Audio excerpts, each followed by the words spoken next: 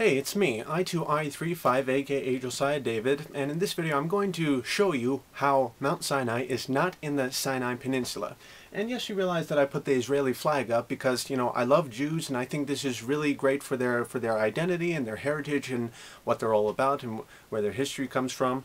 I just have to say, people have always been saying that Mount Sinai is in the Sinai Peninsula. No, I have to say that that's all based on a whole bunch of misconceptions and misunderstandings. I'll show you why. In this Exodus map, I actually redid it myself. In other maps, it just shows the Israelites just going around the Sinai Peninsula, just going back in. Well, I got a question. They're not even crossing the Red Sea on this. Well, they didn't cross the Gulf of Suez. They didn't cross the Gulf of Suez, they actually crossed the Gulf of Aqaba because it actually took Pharaoh's army 3 days to catch them. Why would it take that long? They had to be much farther away from their enemies. And so basically Sukkoth was here and they crossed the wilderness and they crossed the Gulf of Aqaba, which was the Red Sea, in order to get into Arabia. The Bible says that Mount Sinai is in Arabia if you read Galatians. And the fact that if you read about Israel's borders and its boundaries and such, it goes from all the way up to the Euphrates River down to the Red Sea. And that Red Sea part happens to be the Gulf of Aqaba. That is where they crossed. And a lot of people who think that this is the Sinai Peninsula when Mount Sinai is actually not there. This peninsula is still part of Egypt. They would not be out of Egypt if they're still wandering around in the Sinai Peninsula. They'd have to be much farther away in order for Pharaoh's army to capture them. And also, they at first thought of taking the way of the Philistines, which was actually this way, but no, God said, I'm actually going to show you a different way. He actually wanted to take them this way and actually cross this way because, you know, he wanted to help, like, drown Pharaoh's army. That's just to give you a line in the sand. And so stop calling the Sinai Peninsula the Sinai Peninsula. It's the Egyptian peninsula. It's part of Egypt. It's part of Egypt. They would not have been out of Egypt if they were wandering around in there. Plus, if they were wandering around in that peninsula, why did they have to cross the Jordan River to get back in? I mean, take a look at this. They could have just easily gone up this way. They'd had to have crossed there and, like, wandered around in here and then crossed the Jordan to get back in.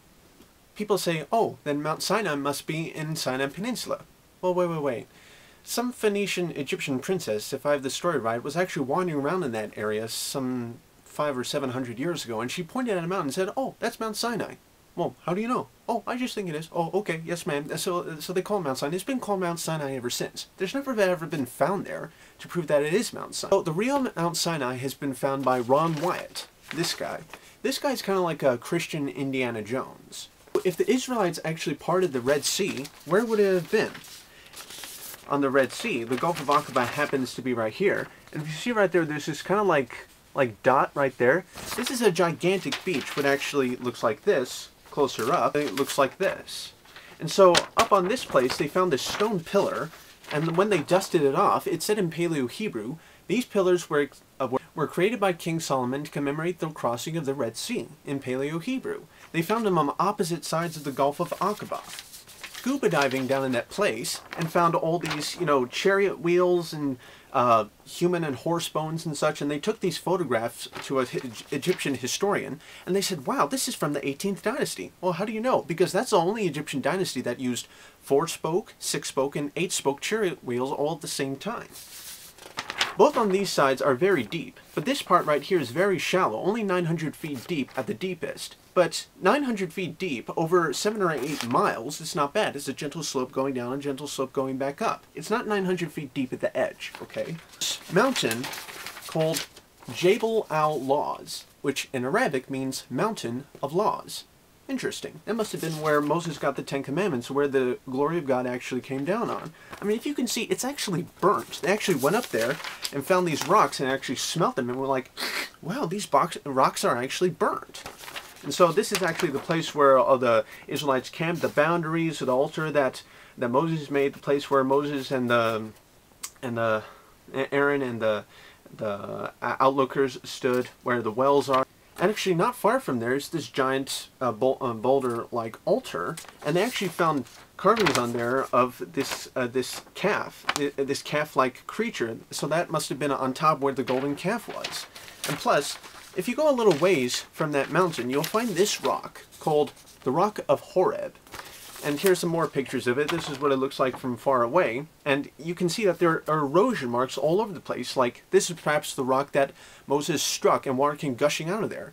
Most Bible story notebooks, trickle of water coming down of that. How's that going to feed 2 million people plus their animals? And so the water had to come gushing out of there. I mean, the Bible keeps talking about fountains of water. You know, Christ is our fountain of life. It'd have to be a fountain of water coming out of there to create a symbolism for future reference. So Mount Sinai is in Arabia. It's been there all along. And people try to say, oh, you're wrong, you're just a religious nut and such. Well, could it cross your mind that maybe you've been watching too many movies which show religious people getting everything wrong and the scientific people getting everything right? Well, I have to say, you're wrong. Reality is totally in contradiction your cheap wishful thinking. And by the way, shalom to all the Jewish people out there watching and not watching this video. This is a great fact for your heritage and where you guys come from and your past and who you people are. So that's all I have to say in this video. Mount Sinai is not in the Sinai Peninsula, which is the Egyptian peninsula. Mount Sinai is in Arabia, which is northern Saudi Arabia. So that's all I have to say for this video. Peace out. Keep thinking. Jesus bless you. And TDFN ta-da for now. And thank God that Ron Wyatt was able to find this stuff. This man was a great guy.